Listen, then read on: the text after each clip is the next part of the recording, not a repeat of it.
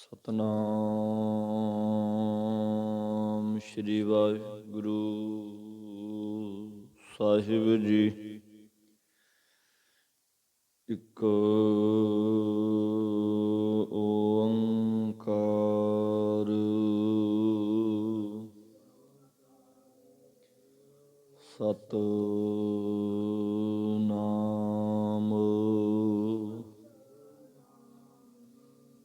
ਕਰਤਾ ਪੁਰਖ ਨਿਰਭਉ ਨਿਰਵੈਰ ਅਕਾਲ ਮੂਰਤ ਅਜੂਨੀ ਸੈਭੰ ਗੁਰੂ ਪ੍ਰਸਾਦ ਜਪੁ ਆਦਿ ਸਚ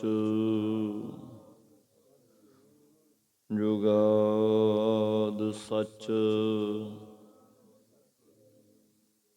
ਹੈ ਭੀ ਸਚ ਨਾਨਕ ਹੋਸੀ ਭੀ ਸਚ। ਉੱਚਾ ਅਗਮ ਅਪਾਰ ਪ੍ਰਭ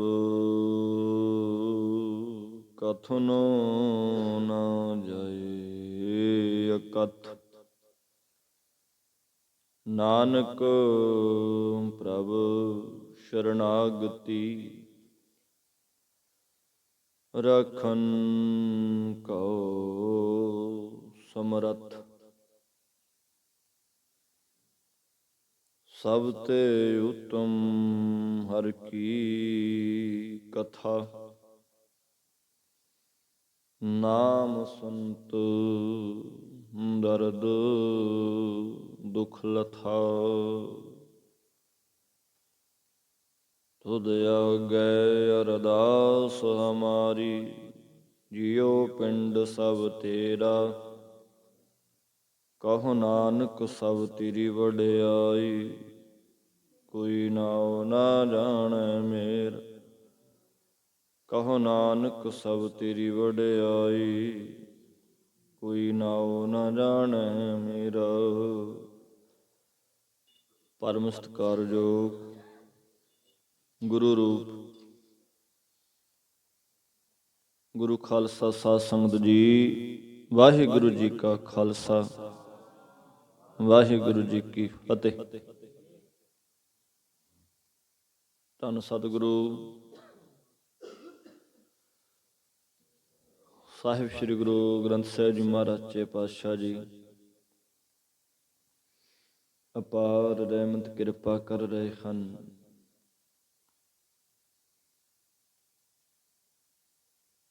ਸਾਡੇ ਕਲਯੁਗੀ ਜੀਵਾਂ ਦਾ ਪਾਰ ਉਤਾਰਾ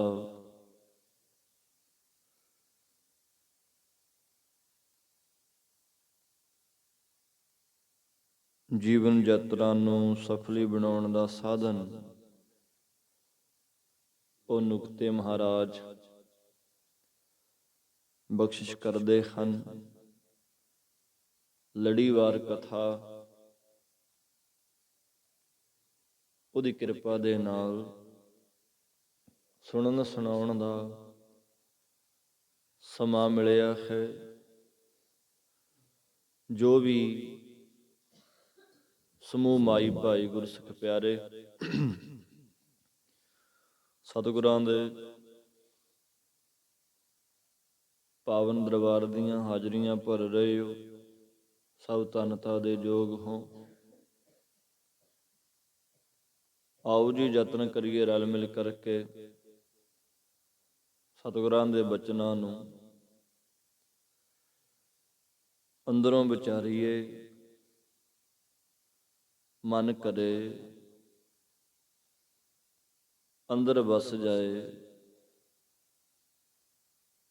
ਅਧਿਆਤਮਿਕ ਆਨੰਦ ਜਿਹੜਾ ਹੈ, ਅਧਿਆਤਮਿਕ ਸੁਖ ਸ਼ਾਂਤੀ ਸਕੂਨ ਅੰਦਰ ਦਾ ਉਹ ਮਿਲ ਜਾਏ। ਪਿੱਛੇ ਜੋ ਵਿਚਾਰਿਆ ਸੀ ਕਿ ਜਿੰਨਾ ਮਰਜੀ ਬੰਦੇ ਕੋਲ ਆ ਦੁਨੀਆ ਦਾ ਖਜ਼ਾਨਾ ਹੈ, ਵਸਤੂਆਂ ਨੇ,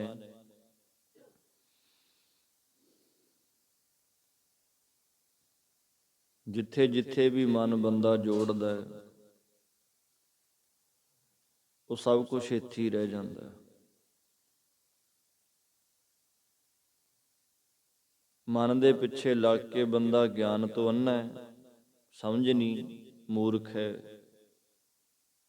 ਤੇ ਮਨ ਭਾਉਂਦੀਆਂ ਕਰਦਾ ਹੈ, ਮਨ ਆਈਆਂ ਕਰਦਾ ਹੈ, ਮਰਜ਼ੀ ਕਰਦਾ ਆਪਣੀ, ਰੱਬ ਦੀ ਰਜ਼ਾ 'ਚ ਨਹੀਂ ਰਹਿਣਾ।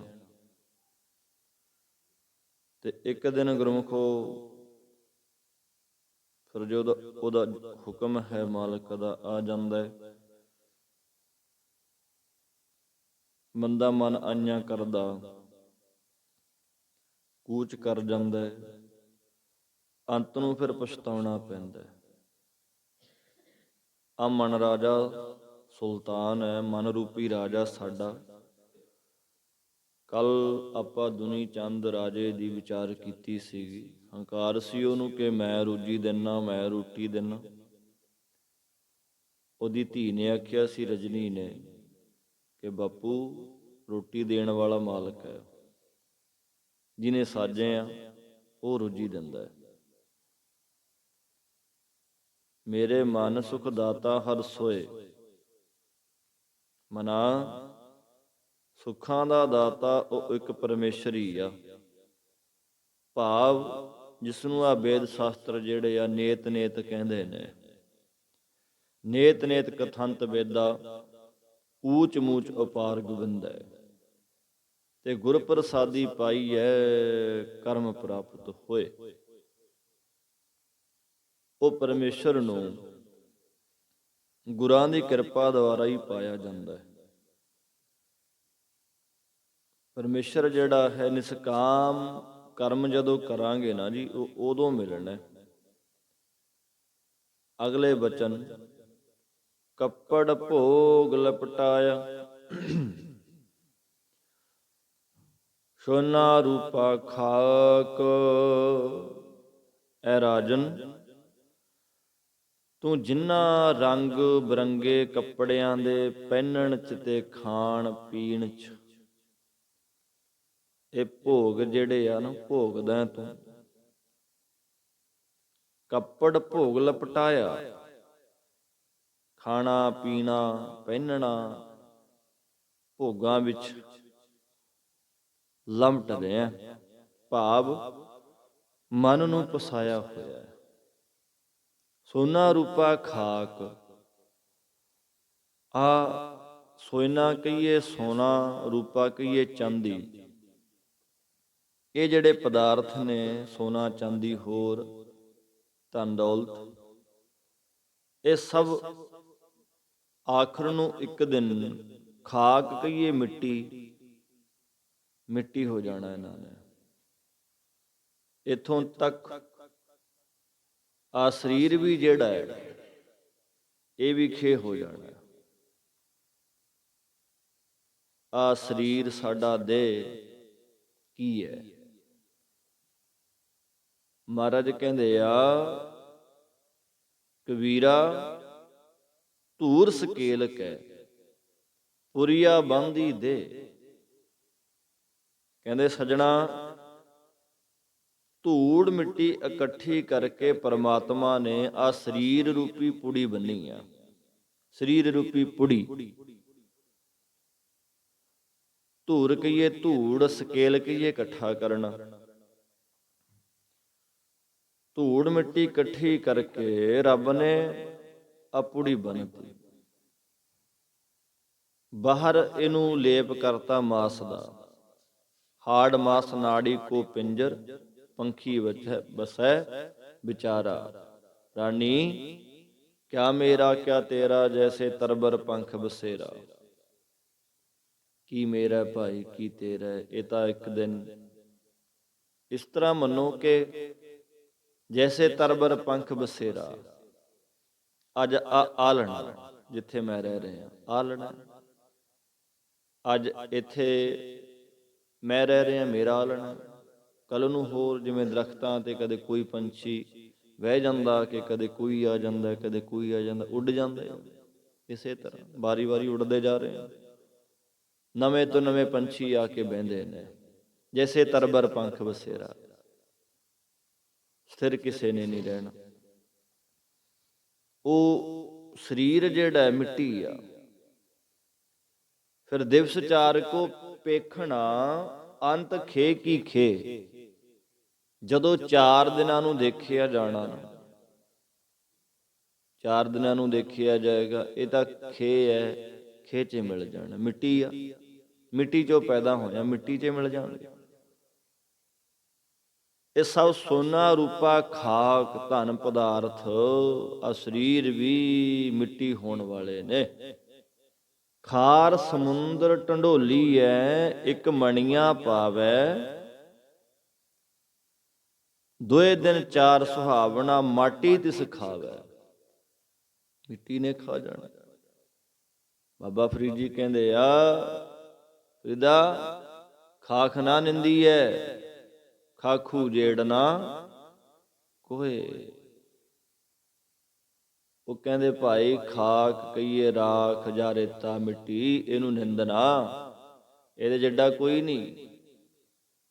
ਜੀਵਦੇ ਆ ਪੈਰਾਂ ਤਲੇ, ਜਿਉਨੇ ਆ ਸਾਡੇ ਥੱਲੇ ਆ, ਪੈਰਾਂ ਦੇ ਥੱਲੇ ਆ ਮਿੱਟੀ, ਤੇ ਮੂੰਹਾਂ ਉੱਪਰ ਹੋਏ। ਜਦੋਂ ਮਰ ਗਏ, ਇਹੀ ਮਿੱਟੀ ਜਿਹੜੀ ਸਾਡੇ ਪੈਰਾਂ ਥੱਲੇ ਆ, ਸਾਡੇ ਉੱਪਰ ਆ ਜੂ। ਆਉਣੀਆਂ ਦੀ ਸੱਚ ਹੈ। ਅੱਜ ਮਿੱਟੀ ਸਾਡੇ ਪੈਰਾਂ ਥੱਲੇ ਆ, ਅੱਜ ਮਿੱਟੀ ਪੈਰਾਂ ਥੱਲੇ ਆ, ਕੱਲ ਮਿੱਟੀ ਹੇਠਾਂ ਤੂੰ ਹੋਣਾ। ਨਾ ਧੁੱਪ ਰਹਿਣੀ ਨਾ ਛਾਂ ਬੰਦਿਆ, ਨਾ ਪਿਓ ਰਹਿਣਾ ਨਾ ਮਾਂ ਬੰਦਿਆ। ਹਰ ਸ਼ੈ ਨੇ ਇੱਕ ਦਿਨ ਮੁੱਕ ਜਾਣਾ, ਇੱਕ ਰਹਿਣਾ ਰੱਬ ਦਾ ਨਾ ਬੰਦਿਆ। ਇਹ ਸੱਚ ਹੈ ਜੀ। ਪਰ ਕਲਯੁਗ ਇਤਨਾ ਚੜਿਆ ਹੋਇਆ, ਬਹੁਤ ਕਿਸੇ ਕਿਸੇ ਨੂੰ ਸਮਝ ਆਉਂਦੀ ਹੈ। ਹੈਣ ਬਿਰਲੇ ਨਾਹੀਂ ਘਣੇ, ਫੈਲ ਫਕੜ ਸੰਸਾਰ। ਮਹਾਰਾਜ ਕਹਿੰਦੇ ਆ ਜੀ, ਦੋਏ ਦਿਨ 4 ਸੁਹਾਵਣਾ, ਮਾਟੀ ਤਿਸ ਖਾਵੈ। ਤੇ ਹੈਬਰ ਗੈਬਰ ਬਹੁ ਰੰਗੇ, ਕੀਏ ਰਥ ਅਥਾਕ। ਰਾਜੇ ਆ, ਜੋ ਇਹ ਹੈਬਰ ਕਹੀਏ ਹੈ ਵਰ, ਵਰ ਕਹੀਏ ਸ੍ਰੇਸ਼ਟ, ਦਰਿਆਈ ਹੈ ਘੋੜੇ ਦੇ ਭਾਵ। ਹੈਬਰ ਕਹੀਏ ਘੋੜਾ, ਜੋ ਦਰਿਆਈ ਘੋੜੇ ਵੀ ਦਰਿਆਈ ਘੋੜੇ ਹਵਾ ਨਾਲ ਗੰਢਾ ਦਿੰਦੇ ਆ ਜਿਹੜੇ। ਕਹਿੰਦੇ ਗੈਬਰ ਕਹੀਏ ਹਾਥੀ, ਭਾਵ ਐਰਾਵਤ, ਹਾਥੀ ਜੋ ਅਨੇਕਾਂ ਰੰਗਾਂ ਦੇ ਨੇ। ਅਥਾਕ ਕਹੀਏ ਨਾ ਥੱਕਣ ਵਾਲੇ ਘੋੜੇ। ਮਾਣ ਕਰਨਾ ਮੇਰੇ ਕੋਲ ਆ ਇੰਨੇ ਵੱਡੇ ਮਹਿੰਗੇ ਹਾਥੀ ਘੋੜੇ ਨੇ, ਜੋ ਕਦੇ ਥੱਕਦੇ ਨਹੀਂ। ਬੜੇ ਰੰਗ ਨੇ, ਜੋ ਰਥਾਂ ਦੀ ਸਵਾਰੀ ਲਈ ਬਣਾਉਣਾ ਕੀਤੇ ਨੇ, ਕਿ ਜਿੱਥੇ ਮਰਜ਼ੀ ਤੱਕ ਮੈਂ ਜਾਵਾਂ, ਜਿਹੜੇ ਕਦੇ ਥੱਕਦੇ ਨਹੀਂ। ਕੌਣ ਕੁਰਾਨ ਸੇ ਕੂਦਤ, ਪੌਨ ਕੇ ਗੌਨ ਕੁਰਾਨ ਸੇ ਕੂਦਤ। ਬੜੇ ਐਸੇ ਘੋੜੇ ਜੋ ਹਵਾ ਨੂੰ ਗੰਢਾਂ ਦਿੰਦੇ ਜਾਂਦੇ ਨੇ। ਐਸੀਆਂ ਉਹਨਾਂ ਦੀਆਂ ਸਾਲਾਂ ਛਲੰਗਾਂ, ਜਿਵੇਂ ਮਿਰਗ ਹਿਰਨ ਟੱਪਦਾ। ਉਹ ਕੱਚੇ, ਜਿੰਨਾ ਮਰਜ਼ੀ ਚੌੜਾ ਪਹਾ ਜੀ, ਉਹਨੇ ਕੱਚੇ ਜਗ੍ਹਾ 'ਚ ਪੈਰ ਨਹੀਂ ਲਾਉਣਾ। ਰਸਤੇ 'ਚ ਜਾਂਦੇ ਰਾਹ 'ਚ ਛਾਲ ਮਾਰ ਕੇ ਲੰਘਣਾ ਉੱਪਰ ਦੀ। ਕਿਉਂ? ਕਿ ਕੋਈ ਦੇਖ ਨਾ ਲਵੇ ਵੀ ਕਿੱਧਰ ਨੂੰ ਗਿਆ ਮਿਰਗ ਹਿਰਨ ਜਿਹੜਾ। ਇਤਨੀਆਂ ਵੱਡੀਆਂ ਵੱਡੀਆਂ ਛਾਲਾਂ ਵਾਲੇ ਘੋੜੇ ਹਾਥੀ, ਇਹ ਰੰਗ ਜਿਹੜੇ ਨੇ, ਜਿਹੜੇ ਕਦੇ ਥੱਕਦੇ ਨਹੀਂ। ਕਿਸ ਹੀ ਚੇਤਨਾ ਪਾਵਹੀ, ਬਿਸਰਿਆ ਸਭ ਸਾਕ। ਇਹਨਾਂ ਪਦਾਰਥਾਂ ਨੂੰ ਪਾ ਕੇ ਇੰਨਾ ਵੱਡਾ ਹੰਕਾਰੀ ਬਣ ਗਏ ਐ। ਦੁਨੀ ਚੰਦ ਰਾਜੇ ਨੂੰ ਉਹਨਾਂ ਦੇ ਪ੍ਰਥਾਏ ਮਹਾਰਾਜ ਦੇ ਬਚਨ ਨੇ। ਆ ਪਦਾਰਥ ਹਾਥੀ ਘੋੜੇ ਇਹਨਾਂ ਨੂੰ ਪਾ ਕੇ ਕਿਸੇ ਹੀ ਚੇਤਨਾ ਆਪ ਪਾਵਈ, ਬਿਸਰਿਆ ਸਭ ਸਾਕ। ਹੰਕਾਰੀ ਬਣ ਗਏ ਐ ਕਿ ਕਿਸ ਹੀ ਕਹੀਏ ਆਪਣੇ ਕਿਸੇ ਸੰਬੰਧੀ ਨੂੰ ਤੂੰ ਚੇਤੇ ਨਹੀਂ ਕਰਦਾ, ਆਪਣੇ ਚਿੱਤ ਵਿੱਚ ਨਹੀਂ ਲਿਆਉਂਦਾ।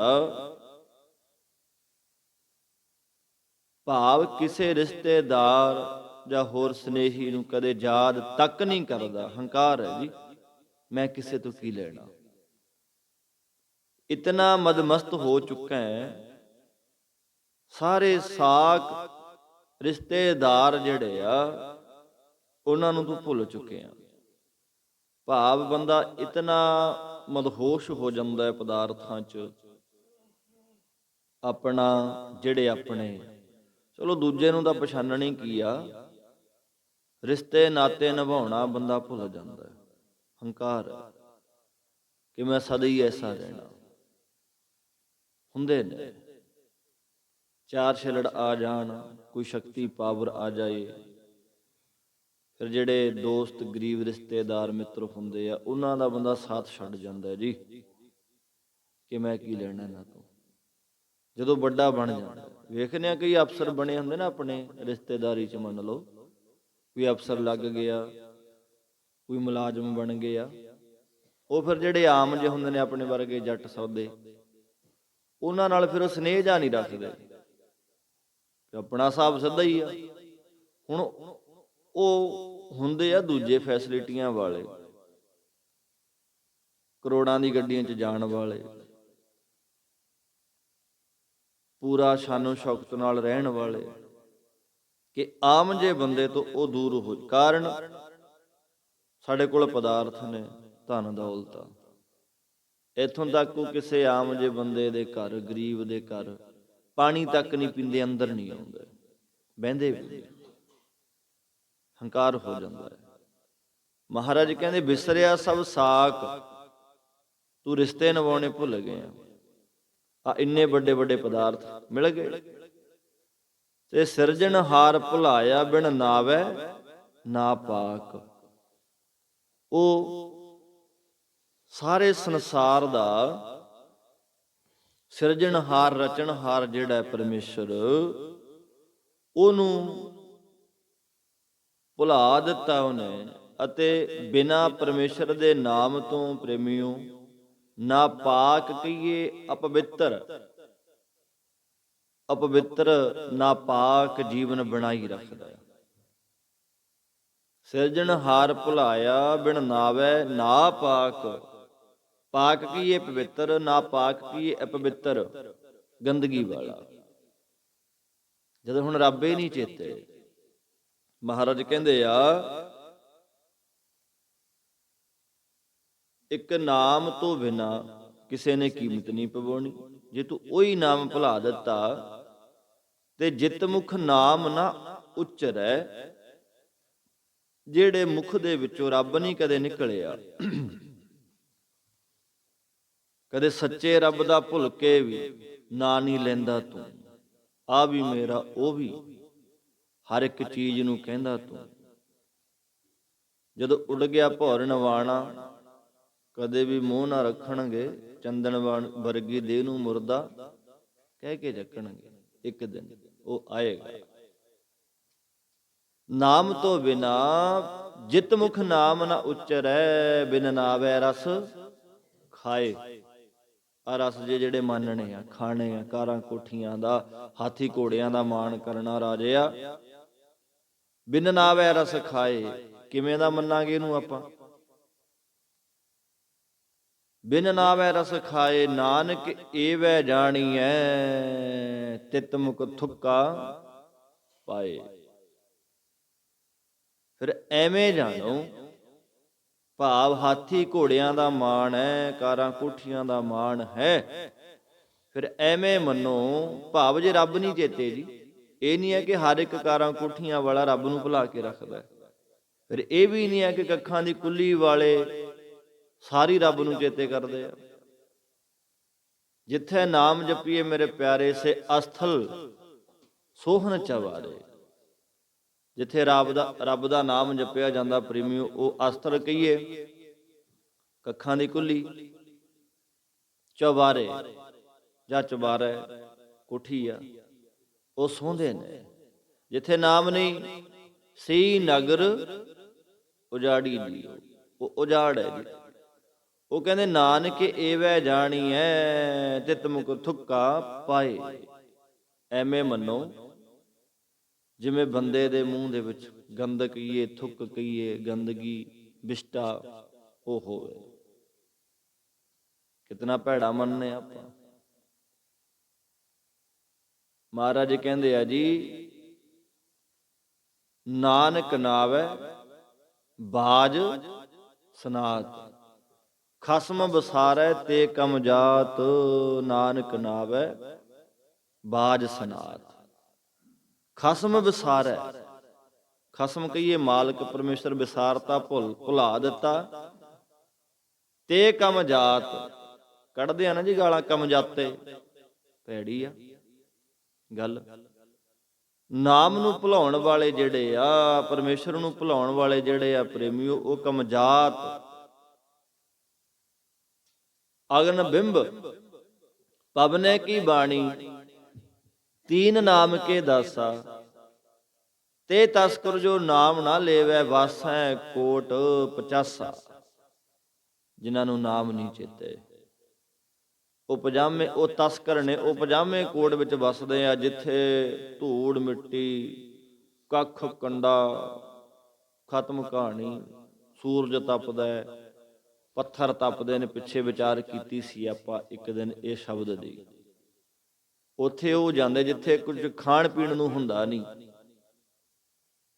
ਤਸਕਰ ਉਹ ਨੇ। 50 ਕੋਟ ਨੇ ਧਰਤੀ ਦੇ।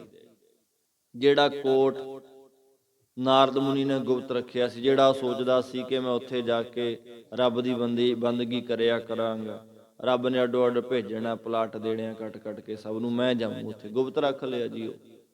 ਫਿਰ ਉੱਥੇ ਉਸੇ ਨੂੰ ਦੇ ਦਿੱਤਾ ਉਹ ਵੀ, ਲੈ ਵੀ ਤੂੰ ਹੀ ਸਾਂਭ ਲੈ। ਜਦੋਂ ਪਤਾ ਲੱਗਿਆ ਉਹ ਤਾਂ ਨਿਰੀ ਅੱਗ ਹੈ, ਉੱਪਰੋਂ ਸੂਰਜ ਤਪਦਾ, ਹੇਠੋਂ ਪੱਥਰ ਤਪਦਾ, ਪੱਥਰ ਨੇ। ਉੱਥੇ ਉਹ ਜਾਂਦੇ ਆ ਜਿਹੜੇ ਨਾਮ ਨਹੀਂ ਜਪਦੇ, ਜੋ ਪਰਮੇਸ਼ਰ ਦਾ ਧਿਆਨ ਨਹੀਂ ਧਰਦੇ। ਬਿਨ ਨਾਵੈ ਨਾ ਪਾਕ, ਉਹ ਅਪਵਿੱਤਰ ਨੇ, ਨਾ ਪਾਕ ਨੇ, ਬਾਣੀ ਕਹਿੰਦੀ ਆ। ਜਿੱਥੇ ਨਾਮ ਨਹੀਂ ਲੈਂਦਾ ਬਦ ਦੁਆਏ ਤੂੰ, ਮਾਇਆ ਕਰੇ ਕਤ। ਰਾਜਿਆ ਤੂੰ ਬਦ ਦੁਆਏ ਕਹੀਏ, ਬਦ ਦੁਆਵਾਂ, ਦਰਸੀਸਾਂ, ਇਹ ਲੈਂਦਾ ਫਿਰਦਾ।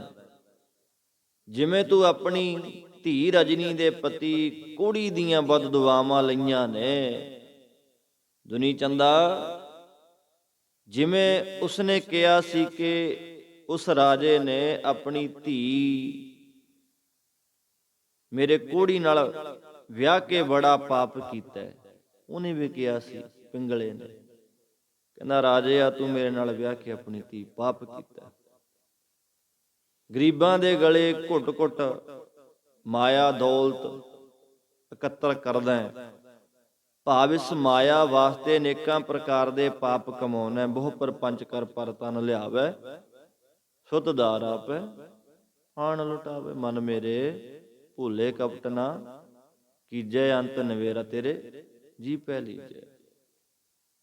ਸਿਨ ਸਿਨ ਤਨ ਸੀਜੈ, ਜਰਾ ਜਨਾਵੇ, ਤਬ ਤੇਰੀ ਯੋਗ ਕੋਈ ਪਾਨੀਓ ਨਾ ਪਾਵੇ। ਛਿਨ ਛਿਨ ਸਰੀਰ ਜਿਹੜਾ ਸਿਜਦਾ ਜਾਂਦਾ ਹੈ, ਤਨ ਸੀਜੈ, ਕਮਜ਼ੋਰ ਹੋ ਰਿਹਾ, ਜਰਾ ਜਨਾਵੇ, ਬੁਢੇਪਾ ਆ ਰਿਹਾ, ਤਬ ਤੇਰੀ ਯੋਗ ਕੋਈ ਪਾਨੀਓ ਨਾ ਪਾਵੇ। ਜਦੋਂ ਸਮਾਂ ਲੰਘ ਗਿਆ, ਕਿਸੇ ਨੇ ਤੇਰੀ ਬੁੱਕ 'ਚ ਪਾਣੀ ਨਹੀਂ ਪਾਉਣਾ। ਦੁਨਿਆਵੀ ਗੱਲ ਨਹੀਂ, ਪਿਲਾ ਦਾਂਗੇ ਉਹ ਤਾਂ ਪਾਣੀ ਆਪਾਂ, ਜਾਂ ਕੋਈ ਨਾ ਕੋਈ ਪਿਆ ਦੂ ਸਾਨੂੰ ਆਪਾਂ ਨੂੰ। ਜਿਸ ਦਿਨ ਸਾਹਾਂ ਰੂਪੀ ਪਾਣੀ ਮੁੱਕਣਾ ਹੈ, ਕੋਈ ਨਹੀਂ ਪਾ ਸਕਦਾ। ਤੇ ਇੱਕ ਦਿਨ ਜਦੋਂ ਨਿਬੇੜਾ ਹੋਏਗਾ, ਉੱਥੇ ਫਿਰ ਕਿਸੇ ਨੇ ਨਹੀਂ ਖੜਨਾ। ਉਹ ਕਹਿੰਦੇ ਭਾਈ ਆ ਇਕੱਠਾ ਕਰਦਾ ਧਨ ਦੌਲਤ, ਬਦ ਦੁਆਵਾਂ ਲੈਂਦਾ ਫਿਰਦਾ ਤੂੰ, ਇਸ ਜਰ ਕਾਰਨ ਘਣੀ ਬਗੂਤੀ, ਜਰ ਘਣੀ ਖੁਆਈ, ਪਾਪਾਂ ਵਾਝੋਂ ਹੋਵੇ ਨਾਹੀ, ਮੋਹਿਆ ਸਾਥ ਨਾ ਜਾਈ। ਅੱਜ ਦੇ ਨਸ਼ੇ ਵਿੱਚ ਤੂੰ ਗਰਕ ਹੋ ਕਰਕੇ ਪਾਪ ਕਮਾਉਣਾ, ਪਾਪ ਕਰਦਾ, ਬੜੇ ਪ੍ਰਪੰਚ ਕਰਦਾ, ਬੜਾ ਦਿਮਾਗ ਘਮਾਉਣਾ, ਪਾਪਾਂ ਵਾਝੋ ਹੋਵੇ ਨਾਹੀ। ਉੱਥੇ ਜੇ ਆ ਤੂੰ ਪਾਪ ਜੇ ਕਰਦਾ ਨਾ ਨਾਲੇ ਜਾਣਗੇ, ਫਿਰ ਮੂੰਹਿਆ ਸਾਥ ਨਾ ਜਾਈ। ਆ ਜਿਹੜੇ ਫਿਰ ਹੋਰ ਪਦਾਰਥ ਨੇ ਇਹ ਮਰਨ ਵਕਤ ਨਾਲ ਨਹੀਂ ਜਾਂਦੇ। ਜਿਸਨੂੰ ਤੂੰ ਪਤਿਆਏਂਦਾ, ਸੋ ਸੁਣ ਸੋ ਸਣ ਤੁਝੈ ਅਨਿਤ। ਕਹਿੰਦੇ ਭਾਈ ਜਿਸ ਮਾਇਆ ਨੂੰ, ਪਦਾਰਥਾਂ ਨੂੰ, ਸੰਬੰਧੀਆਂ ਨੂੰ ਭਾਵ ਜਿੱਥੇ ਜ਼ਿਆਦਾ ਪ੍ਰੀਤ ਕਰਦਾ, ਪਿਆਰ ਕਰਦਾ, ਭਾਵ ਭਰੋਸਾ ਕਰਦਾ ਕਿ ਮੇਰਾ ਸਭ ਮੇਰੇ ਨੇ, ਉਹ ਸਾਰੇ ਸੋ ਸਣ ਤੁਝੈ ਅਨਿਤ, ਤੇਰੇ ਸਰੀਰ ਸਣ ਕਹੀਏ ਸਮੇਤ ਹਰੇਕ ਚੀਜ਼, ਅਨਿਤ ਕਹੀਏ ਨਾਸ਼ਵੰਤ ਹੈ, ਰਹਿਣ ਵਾਲੇ ਨਹੀਂ।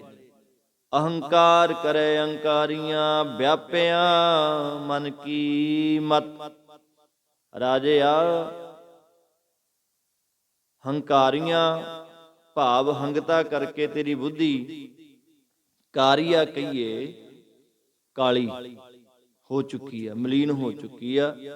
ਤੂੰ ਇਹਨਾਂ ਅਨਿਤ ਪਦਾਰਥਾਂ ਦਾ ਹੰਕਾਰ ਕਰਦਾ, ਤੂੰ ਹੰਕਾਰੀ ਹੋ ਕਰਕੇ ਇਹਨਾਂ ਚੀਜ਼ਾਂ ਦਾ ਹੰਕਾਰ ਕਰਦਾ। ਭਾਵ ਤੈਨੂੰ ਯਾਦ ਰੱਖਣਾ ਚਾਹੀਦਾ ਕਿ ਸਭ ਪਦਾਰਥਾਂ ਤੇ ਪਰਿਵਾਰਾਂ ਨੂੰ ਆ ਜੋ ਮਿਲਿਆ ਹੋਇਆ ਇਹ ਦਾਤਾਂ ਉਹ ਪ੍ਰਮਾਤਮਾ ਦੀਆਂ ਨੇ। ਜਾਚ ਅਨੇਕ ਸੋ ਏਕ ਦਵਈਆ। ਯਾਦ ਰੱਖੇ ਬੰਦਾ ਕਿ ਇਹ ਦੇਣ ਵਾਲਾ ਕੋਈ ਹੋਰ ਹੈ, ਜਿਹਨੂੰ ਮੈਂ ਹੰਕਾਰ ਕਰਕੇ ਭੁਲਾਈ ਬੈਠੇ ਆ ਨਾ, ਉਹ ਦੇਣ ਵਾਲਾ ਕੋਈ ਹੋਰ ਹੈ। ਜਿਨ ਦੀਏ ਤੁਧ ਆਪ ਮਹਿਤਾਰੀ, ਜਿਨ ਦੀਏ ਭਰਾਤ ਪੁੱਤ ਹਾਰੀ, ਜਿਨ ਦੀਏ ਤੁਧ ਬਿਨਤਾ ਅਰਮੀਤਾ, ਤਿਸ ਠਾਕੁਰ ਕੋ ਰਖ ਲੇਹੋ ਚੀਤਾ। ਅਤੇ ਆਪਣੇ ਮਨ ਦੀ ਮਤ ਦੇ ਪਿੱਛੇ ਵਿਆਪਿਆਂ ਲੱਗਿਆਂ ਤੂੰ ਫਿਰਦਾ ਹੈ, ਭਾਵ ਕਿਸੇ ਗੁਰੂ ਪੀਰ ਦੀ ਮਤ ਤੈਨੂੰ ਭਾਉਂਦੀ ਨਹੀਂ ਅਤੇ ਆਪਣੇ ਆਪ ਨੂੰ ਬੜਾ ਤੂੰ ਸਿਆਣਾ ਸਮਝਦਾ ਹੈ। ਅਸਲ ਦੇ ਵਿੱਚ ਆਪਸ ਕੋ ਬੋ ਭਲਾ ਕਹਾਵੇ, ਆਪਸ ਕੋ ਬੋ ਭਲਾ ਕਹਾਵੇ, ਤਿਸੈ ਭਲਾਈ ਨਿਕਟ ਨਾ ਆਵੇ। ਨੇੜੇ ਤੇੜੇ ਵੀ ਨਹੀਂ ਆਉਣੀ। ਤੇ ਆਪਸ ਕੋ ਬੋ ਭਲਾ ਕਰ ਜਾਣੈ, ਮਨਮੁਖ ਮਤ ਨਾ ਕਾਈ। ਗੁਰੂ ਦੀ ਮਤ ਲਈ ਨਹੀਂ।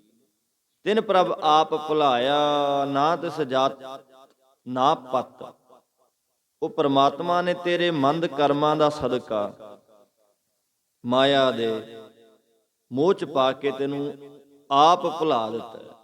ਤੂੰ ਆਪਣੇ ਔਗਣਾ ਕਰਕੇ ਆਪ ਉਸ ਪਰਮਾਤਮਾ ਨੂੰ ਭੁਲਾ ਦਿੱਤਾ ਹੈ। ਭਾਵ ਉਸ ਪਾਸੋਂ ਦਾਤਾਂ ਦੀ ਪ੍ਰਾਪਤੀ ਕਰਕੇ ਉਹ ਦਾਤੇ ਨੂੰ ਵਿਸਾਰ ਦਿੱਤਾ ਹੈ। ਦਾਤ ਪਿਆਰੀ ਬਿਸਰਿਆ ਦਾਤਾਰਾ, ਜਾਣੈ ਨਾਹੀ ਮਰਨ ਵਿਚਾਰਾ। ਉਹ ਭੁਲਾ ਦਿੱਤਾ। ਸੋ ਗੁਰਮੁਖੋ ਜਿੱਥੇ ਵੀ ਆ, ਜੋ ਵੀ ਮਿਲਿਆ ਵਾ, ਸੰਤੁਸ਼ਟੀ ਰੱਖੀਏ ਉਹ ਤੇ, ਰੱਬ ਨੂੰ ਧਿਆਨ ਵਿੱਚ ਰੱਖੀ ਆਪਣੇ ਭਾਈ। ਪਤਾ ਨਹੀਂ ਕਦੋਂ ਕਿੱਥੇ ਕਿਵੇਂ ਉਡਾਰੀ ਲੱਗ ਜਾਣੀ ਆ। ਇੱਕ ਦਿਨ ਆ ਸਰੀਰ ਨੂੰ ਛੱਡ ਕਰਕੇ ਬੰਦੇ ਨੇ ਤੁਰਨੀ ਤੁਰਨਾ।